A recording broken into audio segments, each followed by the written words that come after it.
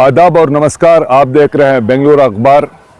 सारी दुनिया जब ईद उल फितर मना रही थी तो उस वक्त ईरान ने इजराइल पे कंटिन्यूअसली मिसाइल भेजकर बॉम्बिंग कर दी in retaliation of what Israel bomb the annex building of in Syria, particularly Damascus में जो एम्बेसी है ईरान की, वहां पे उन्होंने बॉम्ब किया। उसके रिटेलिएशन में 17 लोग मारे गए थे, जिसमें एक कमांडर भी था ईरान का जिनकी डेथ हो गई थी, इसलिए उन्होंने बॉम्ब किया।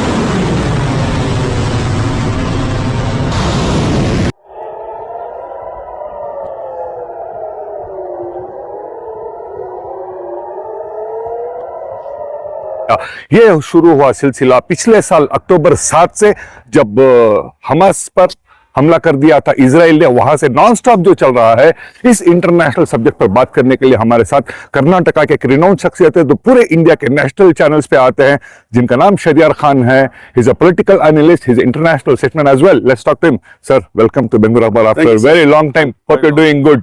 Hope you are doing good. या अल्लाह मर्सी। सर, ये जो एस्केलेशन हो रहा है गल्फ रीजन की, अगर हम बात करें, आपको क्या लगता है, is this going towards the third world war? That's what we can expect? No, it will not go towards the third world war because everybody has a nuclear weapon, so which is the biggest deterrence. Nuclear weapons are a curse and a blessing also. So the first use of nuclear weapon will initiate all the nuclear power. So I don't think it will go to a third world war. But Israel is going to suffer consequences for its, genocide and brutality in Gaza.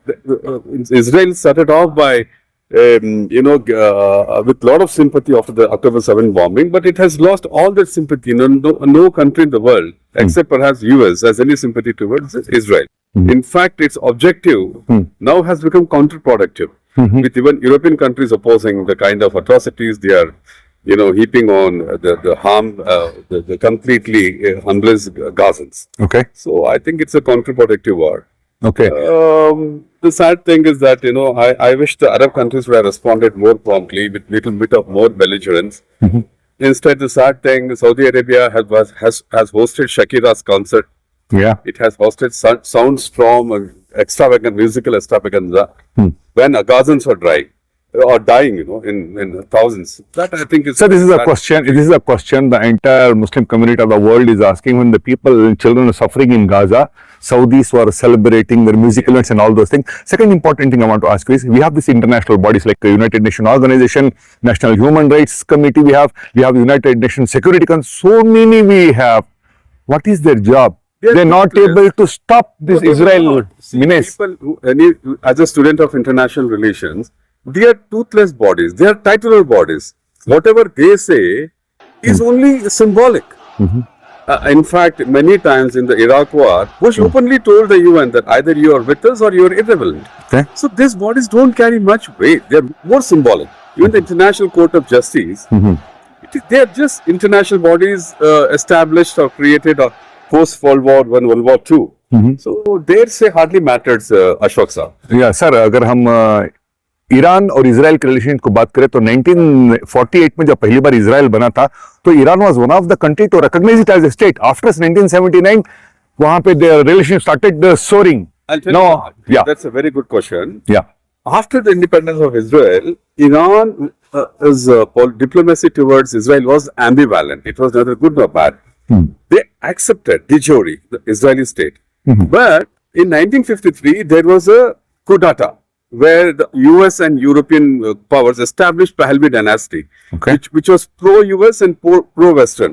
Okay. When they were pro-Western, US made sure that Iran supported Israel.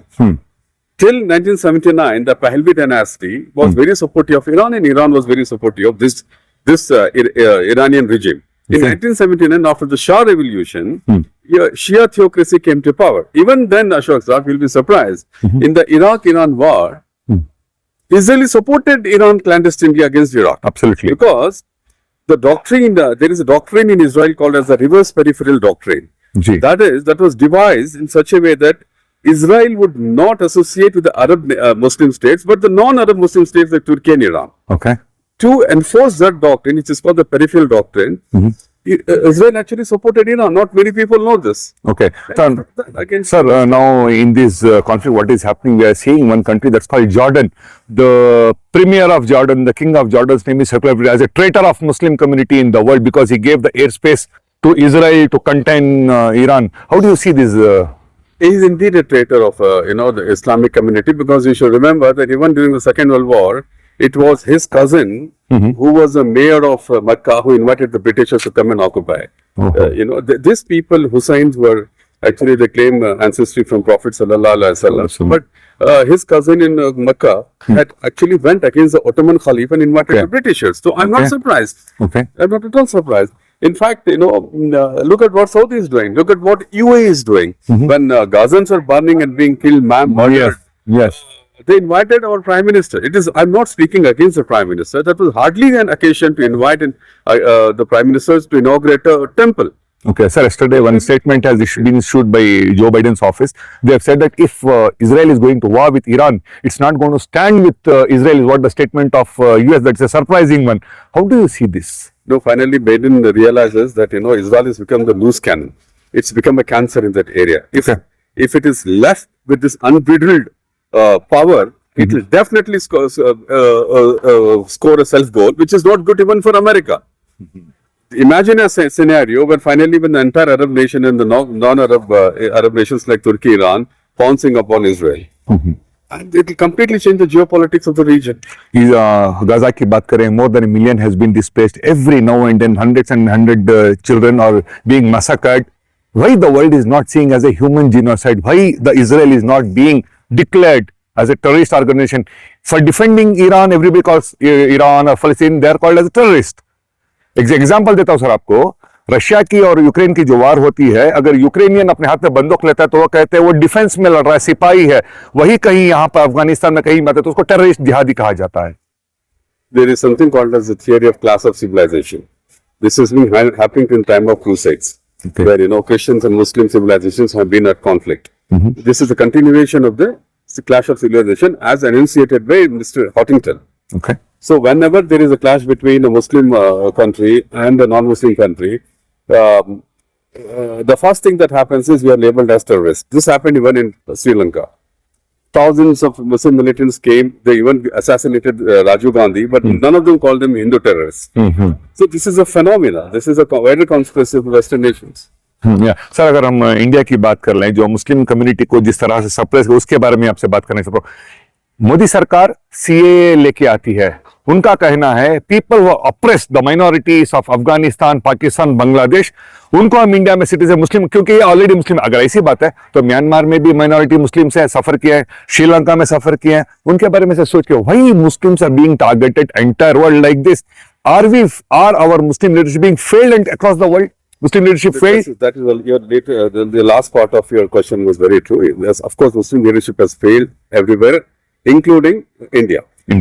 We have, to tell you the truth, both of us know that, less than competent people are ruling our community. Yes. That is one thing. And internationally, yes, wherever you see Muslim population, you see conflict that between the Muslims. And the Israel-Muslim conflict in Gaza is at least an interfaith conflict. There is intra-faith conflicts in Syria where Muslims are killing Muslims, Pakistan. This is a sad state of affairs because I think we have deviated from the lofty ideals of, traditions of Prophet Muhammad Sallallahu Alaihi Wasallam. What else can I say? See, that is there even in India. That is the advantage which, Modi, the target of Modi is not the Muslims. He's not really going to harm the Muslims. But that fig leaf of Muslims, he is trying to enslave that 82% of the Hindus to stay in power. Target is not the Muslims. What could Muslims do? Where are Muslims? We are not there in the police, we are not in the IAS, we don't have any, president, vice president. How will we be a threat to Hindus? That Hindus, apart from those, fanatic Hindus, are a great community of tolerant people. Actually, the biggest threat to Hinduism in India is Mr. Modi. Can you elaborate on this?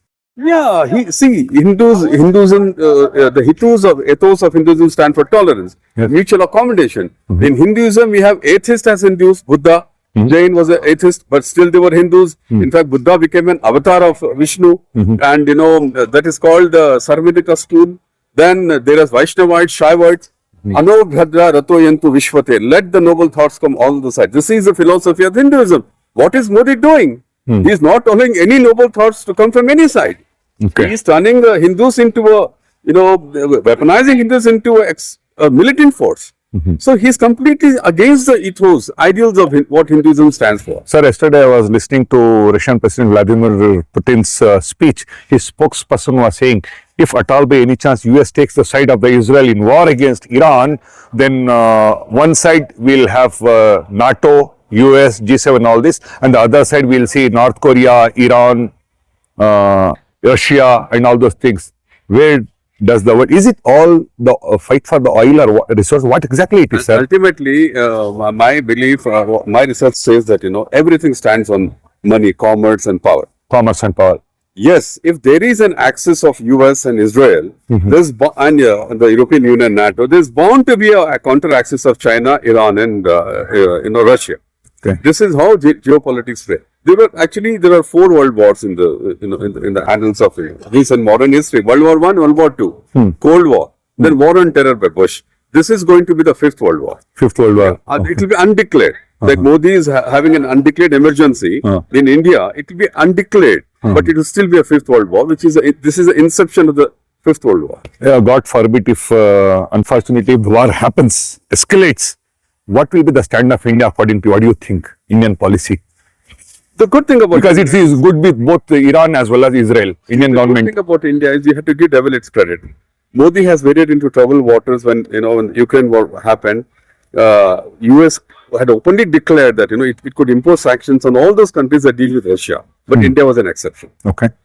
At the same time, we have great relationship with Iran because in many occasions Iran has favored India in resolutions against Pakistan at the UN. That is one thing. And India has a high majority of Shiites who look up to Iranian Shia as a leadership. So I think India will, of course, it will suffer the economic consequences. But geopolitical consequences, I think that will be not much for India. India is well placed. Sir मेरा आखिरी सवाल important सवाल क्योंकि आपने एक community का नाम ले लिया सर मैं एक वीडियो देख रहा था मौलाना इस्रारुल हक साहब की उसमें कह रहे थे कि जब भी कहीं जंग होती है मुसलमानों के खिलाफ हमने देखा शिया कम्युनिटी कैसे जो जान लुटाने पे चली जाती है सुन्नी उतना एक्टिव आके लड़ती नहीं है डिप्लोमेसी में ज्यादा जाती है ये क्या कहें इस बारे में That is a very good observation. Today, Iran has patronized Hezbollah, who are Shias. Iran patronizes Hamas also, who are Shias. Shias. And Iran is the only Islamic country that stands against, the atrocities that, the people, the Christian atrocities could be, the Jewish atrocities could be in Gaza. But you don't see such response from the UAE or the so-called Arab nations. Arab nations have lost their moral spine. They are extremely busy making on Hajj money, which they get annually, and the crude oil money, which they now get. they're developing the Neom city, bringing all the nonsense, nuisance. Shakira's concert. Yes. Arabs are shaking their legs when Gazans are dying.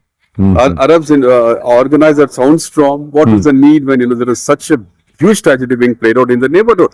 They should have allowed Palestinians, instead of the food aid, a lot of people try to defend Saudi and UAE saying that a lot of humanitarian aid was given. That is not the solution. Okay. They should have opened the borders, at least temporarily, and granted asylum to these Palestinians who are cornered and massacred by Israel. What is the future of Palestine, Gaza? How do you see this? They will not be a two nation. They will not be two nations. No, they can't be two nations because after the Oslo Accords, then the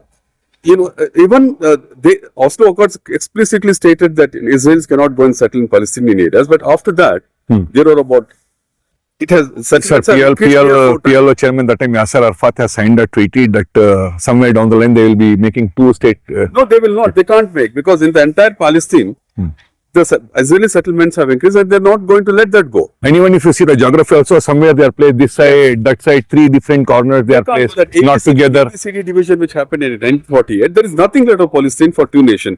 Okay. Now, what could happen is they can have a confessional government on the lines of Belgium, on the lines of maybe India also, when British was ruling. The confessional government means every community is represented in the parliament. Okay. Belgium has it. I think another country, Ireland has it. Yes. Christians, Protestants, they share the power. Yes. Maybe on those lines it can be explored. The Philanders and Olympians of Belgium and the Christians of Ireland. That can happen. But you cannot, you will never have a two nation. That is gone. Those are gone. Okay, so next few days we'll see the development again. We'll come back to you for the less development. Pleasure, always, Akshay. Thank you so very much. This is what Mr. Sharyar Khan says. When the children in Gaza were dying, Arabs were shaking their legs to the music of Shakira. So let's see how the development happens. So whatever ultimately happens, we'll come back to again. Keep watching Bangalore Akhbar for latest news and developments. This is Ashfaq Ahmed Siddiqui signing off. Thank you so very much.